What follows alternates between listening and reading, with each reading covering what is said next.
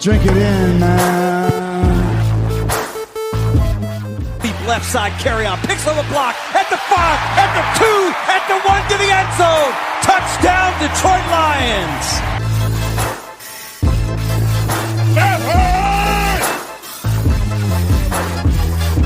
Drink it in, man. Get up, Stafford throws. It is end zone. Caught! Oh, baby, what a catch! Kenny Galladay, you're a freak! What a catch! Touchdown, Detroit Lions!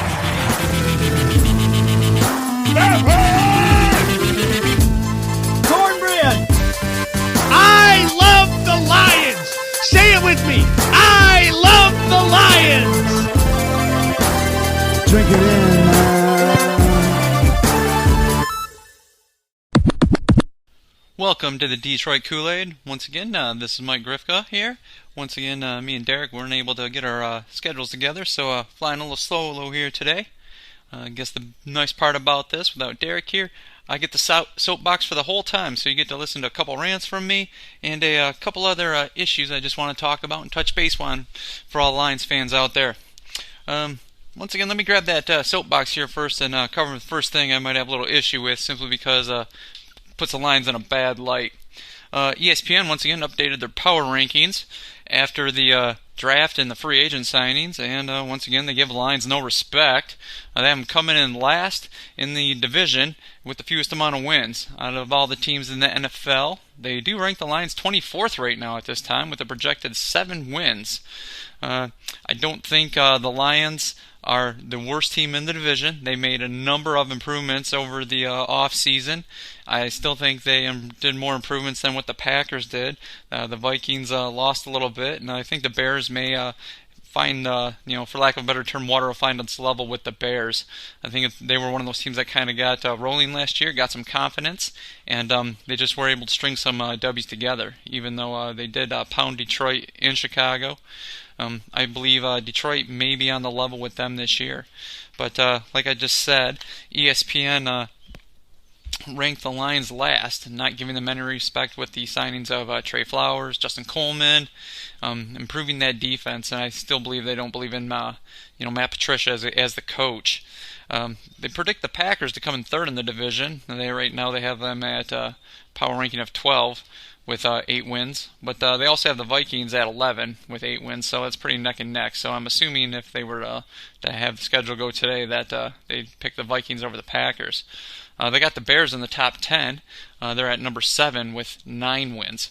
Now, once again, 9 wins is only a 9-7 season, and 9-7 in the division. Of course, that could win it. I mean, I think this is one of the tougher divisions in football, but I believe the difference between 9 wins and 7 wins for the Lions, they would be able to make that up this year.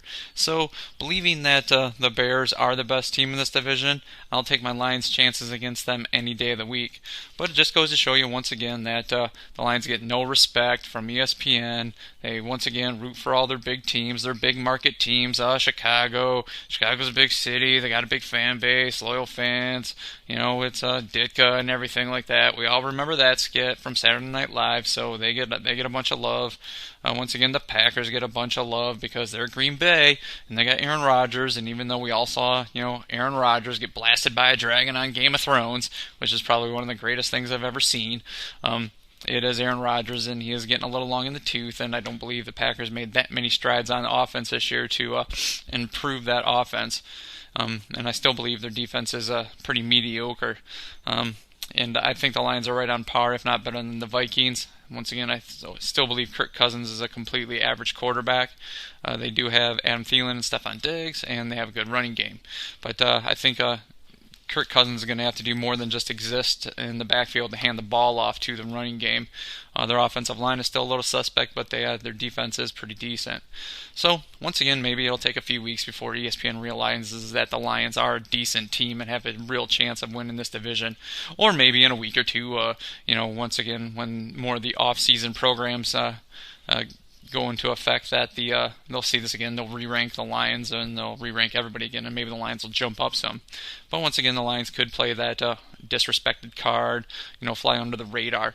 So once again, Lions fans, Detroit Lions, get out there, show them what you're really made out of. Stafford, get that swagger back, and defense, just be that swarmy defense that we hope you guys can be.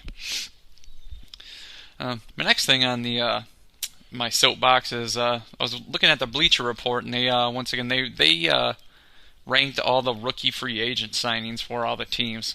Now, once again, I was just kind of interested in the division more so than anything. But I guess they gave a little bit of love to the Lions. I mean, they gave them the second best free agent signing class in the division. They gave them a C+, and I know C+ isn't great by any stretch of any imagination. But once again, like I said before, C's get degrees, so it is passing. The guys they really liked mostly were the offensive guard out of Wisconsin, Bo Benschwald, I believe is how you pronounce his name. And they really liked him simply because there was an opening at right guard, and it could be a open competition. And with him coming from the Wisconsin Badgers, running that pro-style offense, power running game that the Lions are looking to go to, they feel he may be able to slide right in there. The other guy they really, really liked, and which I know me and Derek, we really didn't touch on this guy when we were talking about the rookie free agents before, that was Malik Carey, the defensive lineman out of North Carolina. I guess he had, over his career, being defensive line in North Carolina, I think he had roughly about 9 or 10 career sacks. I know that doesn't sound like a whole lot, but for a D lineman, one that's not known for his pass rushing, that's a decent stat. It's not that great, but it's decent. I don't see him being a very big impact player on this defensive line. Maybe in a year or two he could turn out to be something of a he's a project right now. He could turn into a role player for this team.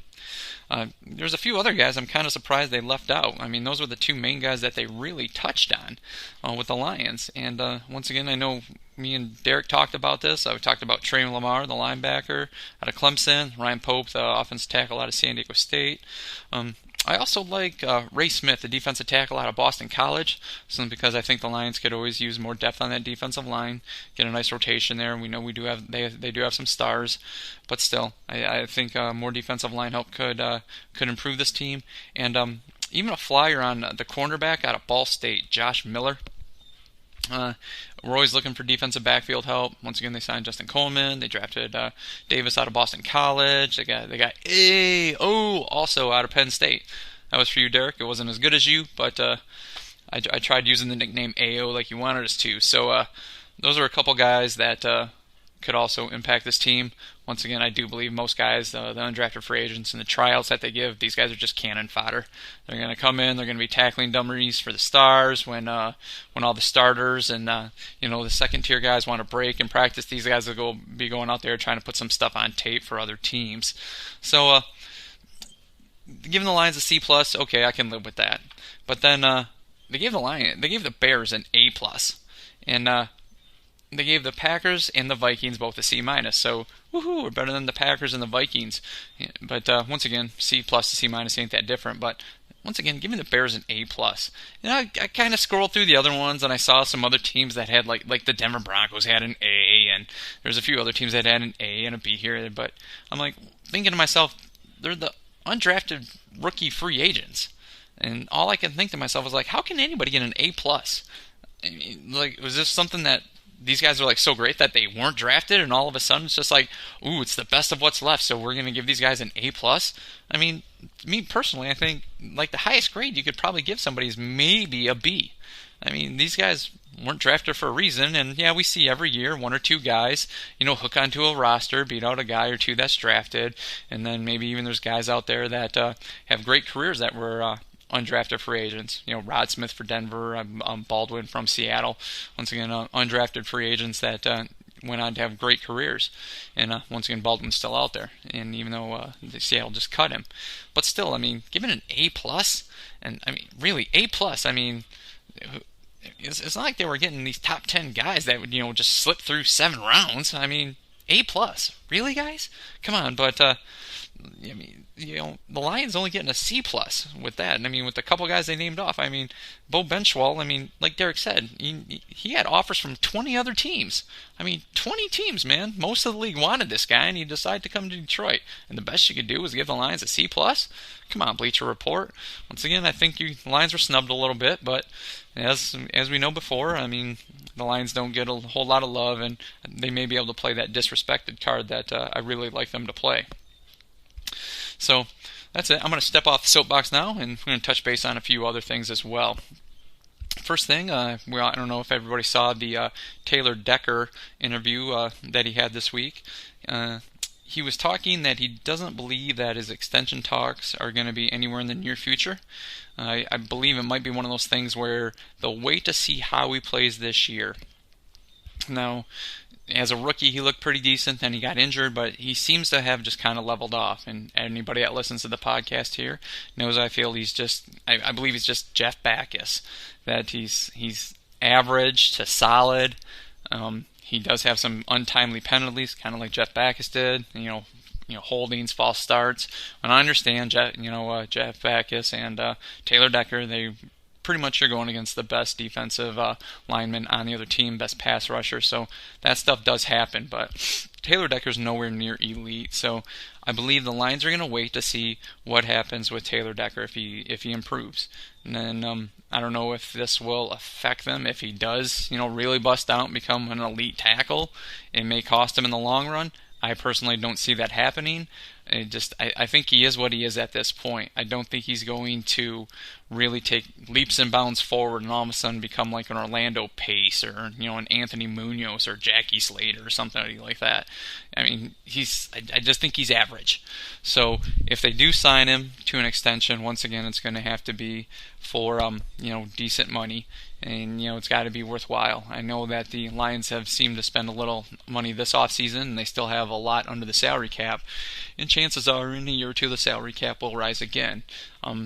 But still, I mean, let's be wise with this signing. I mean, let's not pay Taylor Decker top dollar if he's not a top dollar left tackle.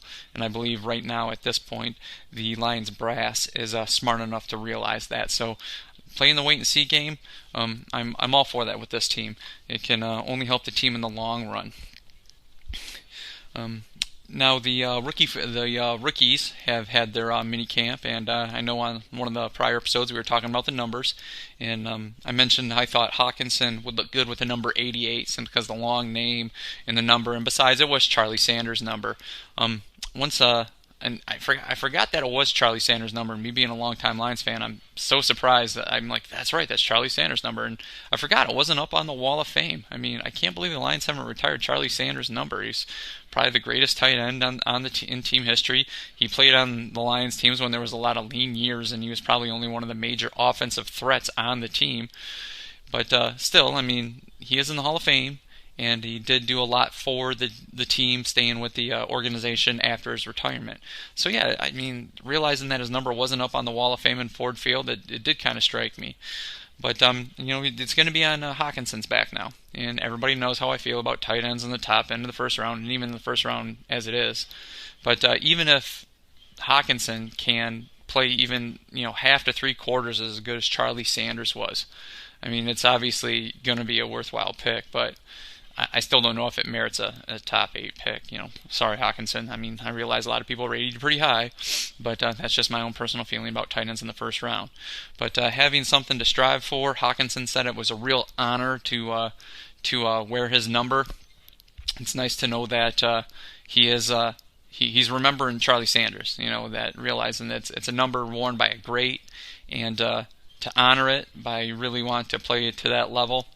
Okay, I will give you props, Hockenson. Like Derek said, he's a meat and potatoes guy. It doesn't seem like he's going to be cocky, arrogant, like prior tight ends that we had on the team. Always talking. He just wants to go out there and do his job, and help the team win. So if you can do that for wearing Charlie Sanders' old number, hats off to you. I hope you perform, like I said, if not as well, at least 3/4 as well as Charlie Sanders did. And was watching some other video, and Jelani Tavai is looking pretty good, and everything that the coaches are saying that he had a pretty good mini camp. Not for sure how much of the defensive system they're trying to put in. Once again, like the whole team isn't there. They're just scheming out, seeing what they can do, running some basic drills. But they said Tavai was looking good. So, I mean, that's a definite plus. He is a guy, I do not believe he will be a starter from day one. I think he's going to have to be one of those guys that really works himself into a position. I'm sure they'll probably run some schemes out there for him to get him on the field, moving him from the outside, maybe, keeping him on the inside. But Tavai, I think he's going to have to earn a spot on the starting defense. Even though he's a second-round pick, I don't believe he's just going to get handed a spot. Yeah, he might start, at the start of training camp at the bottom and have to work his way up. I just don't see him starting on the defense in the first 4 weeks of the season. I believe he's going to really have to get his feet wet, really show the coaches he can do something. And I don't think they're just going to let him learn, under fire, especially with that first part of the Lions' schedule being as tough as it is. He's really going to have to show something for the Lions defense to Lions coaches to put him on that starting defense. But Tavai, another guy, I believe he's wearing number 51. 51, if you think back, once again, Dick Butkus number. Once again, not comparing him to Dick Butkus, and once again, he's more of a poor man's Chris Spielman to me, and I know Derek will get a kick out of that. That'd bring up Chris Spielman again, one of the greatest Lions of all time, well known in college, tackling machine, Tavai, tackling machine out at Hawaii, which we didn't see a whole lot of his games because they're played out in Hawaii, but still, I mean, once again, poor man's Chris Spielman. So it's nice to have a couple of these guys that may contribute at some point in the season. Derek, that statement was for you, may contribute. So the rookies are looking pretty good so far. So as long as they can continue to progress, they could have some nice seasons right there. The next thing I wanted to talk about really was I know there's a lot of rumors going around about HBO's Hard Knocks, and I know for the longest time the Lions weren't on there, and a lot of people I believe. A lot of NFL fans, as I feel, don't give the Lions any respect, and they really didn't care to see them anyways. But there's certain rules that HBO has to follow to be able to pick a team for Hard Knocks. And right now, the Lions are one of those teams that don't have any of those rules that just that HBO will not allow them to use that as a team. Their coach is in his second year; they've never been on before. I believe the Lions on Hard Knocks, I would love to see that. I really enjoy watching Hard Knocks, especially some of the other teams. I mean, teams I really don't even care about. I really got into the Browns one. I really like that one. I really liked watching the Jets when they were on there. Watching their coach Ryan just swear all the time. That was just kind of funny. I realize it happens. I'm a big boy. I don't have virgin ears by any stretch of the imagination, but I think it would be pretty cool to actually see kind of behind the scenes down there in Allen Park for as much as the coach and the front office, Bobby Quinn, Rob Wood, Matt Patricia, they're all really buttoned up during the season. I know last year we were talking about, does Bob Quinn need to talk more, what the plan is for this team. And we kind of debated it saying, no, he really doesn't need to. Yes, he kind of owes the fans an explanation. Matt Patricia during his press conferences, Derek really loves him. I think he does a lot of coach speak, like coaches do. But seeing these guys, on Hard Knocks, how they kind of act, in the offices, how they talk, what the camaraderie is with all the other guys. That's a really cool thing to see. I really, really like that. And maybe you get to see another side of Matt Patricia, and maybe it would bring some more fans, to this team. Somebody's like, I really like this team. I think that's kind of what happened with the Browns. They were the Browns. They were kind of like the same butt of the joke that the Lions were. But the Browns went on that show. They got a little bit of a following. Even like pregame shows like CBS and Fox. They were talking about how people were actually talking about the Browns now as opposed to before. I think a big thing was being on Hard Knocks and drafting Baker Mayfield. I mean, once again the Lions drafted Hockenson, but still. I mean, they're one of the main franchises that's been around forever. They've never been on there. I think it may give fans another view of this team. I mean, they're going to tune in. I mean, obviously, Hard Knocks is a pretty popular show. I mean, it's been around for a while, and they don't do the same teams over and over again. I mean, they did Tampa Bay. They did the Bengals. I mean, so knowing those teams that don't have as much success as, say, like the Packers or the Cowboys. Been on there a couple times. It's nice to see that, and I think it would be really, really cool to really, get the behind the scenes look. It would really open up some eyes to like other fans of other teams to see what the Lions really are all about. And it sounds stupid, but what I really like is when they take like those fringe guys and they follow those guys and how they react to things, how it kind of focuses on them in some of the games, the bubble guys, how they're doing. And it does. I believe Hard Knocks really shows the warts of those guys as well. They don't just go out there and put like highlights down. I mean, yeah, they'll show the good plays, but they'll also show things that they do wrong. When they get over the sideline, it'll show the coach like really, really chewing them out. It'll show them, doing that in practice, which is really cool. And I know being at preseason practices, me and Derek going, you see that every once in a while. I don't know if they're told to play it, on Hard Knocks. I don't know if they're told to play it up more for the camera, in the offices, on the practice field. But I mean, it does happen every once in a while. You see a coach get in another guy's face. I mean, we saw it last year. Matt Patricia telling guys to run laps if they dropped a pass, or missed a block or fumbled a ball. Got at them and said, go run a lap. I mean, we saw Big Mike Roberts have to do it a couple times when we were down there. So I think it's just these guys in their own skin. The cameras are there. They're used to being on camera, being in games and, playing at big colleges. So being cameras there, I don't think they're going to shy away and, freeze up. But I'm just a believer that if the Lions were on Hard Knocks, they would definitely open some eyes to some of the other fans around here. And once again, I think it would bring a little more respect to the Lions. They'd get a little more buzz for them. I mean, we love them. That's why we watch them. I mean, this is the fans podcast right here. This is what we do. We love talking about them. We're always wanting them to win. But I believe with these on there, other fans looking at them, they might get a different perspective of a Matt Stafford. They might get a different perspective of, a Trey Flowers. Even with us, his first year being here, he was out in New England before, getting more up close. He might be one of those guys that they would focus on. Who wouldn't love to see more Darius Slay?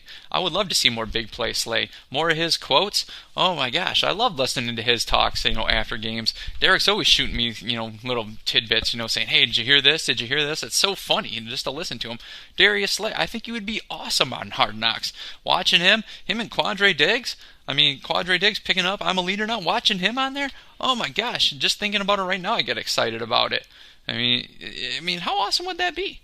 And, for Lions fans, being able to sit down and watch these guys, behind the scenes at practice, kind of about in their home life with their family, their wife, their kids, their significant other.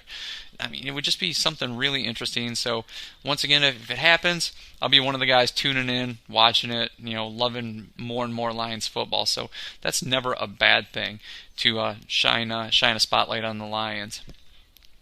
Now, on the other hand, once again, if the Lions do not get on there, it kind of keeps them under the radar. And I think I sometimes I really like when the Lions are disrespected and they fly under the radar and they jump up and bite teams. Like, hey, you weren't expecting nothing out of us and here we are.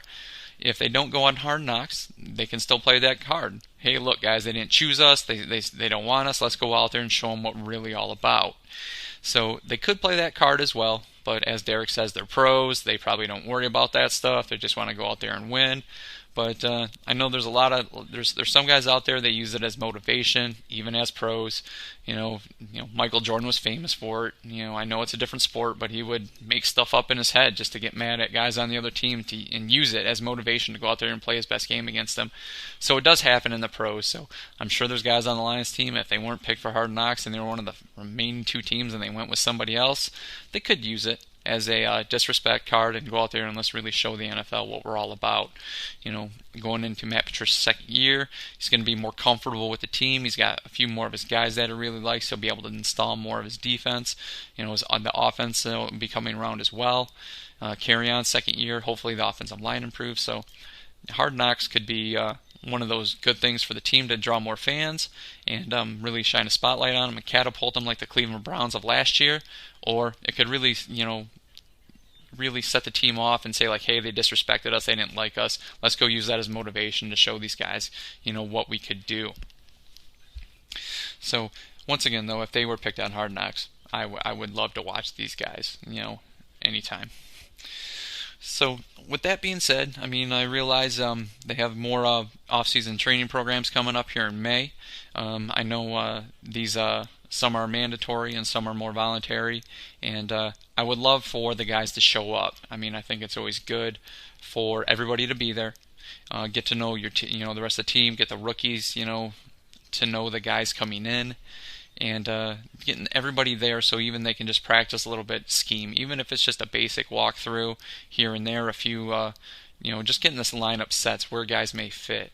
And I know they got plenty of time to do that in minicamp in June, and then in the preseason, starting in August. But the more a team can bond starting at some point in the year, it can only help this team in the long run. So I know with more of the off-season trainings coming up in late May and early June, me and Derek will be talking about that a little more. So we look forward to a little more on that. And at that point, I know we'll have a little better handle on this team, who will be where, who could be the starters, where kind of where the depth chart sits at that time. So with that being said, I think that's going to wrap up everything I really got to talk about today. Once again, got on my soapbox a couple things again. Once again, I hate when the Lions are disrespected by everybody in the NFL. The rookies are looking pretty decent at their little mini camp right now. Few guys left over from the rookie free agents that we'd really like to see. And once again, I really hope Taylor Decker, if he does take leaps and bounds forward where he wants to get paid, this is going to be the year we really need him to do that. So that, and I really hope the Lions get out Hard Knocks. I think I would love to see that. So once again, everybody, I really appreciate you listening to me today, and I will look forward to getting back with Derek next week and bringing you a couple more casts. Until that time, if you need anything, hit me up on Twitter. I'll be there and try to respond to you guys. So everybody, have a good weekend, and we'll talk to you next week. Have a good night. Pack the bag, start the plane. This game is over. It is over. What a comeback by the Lions. Drink it in, man.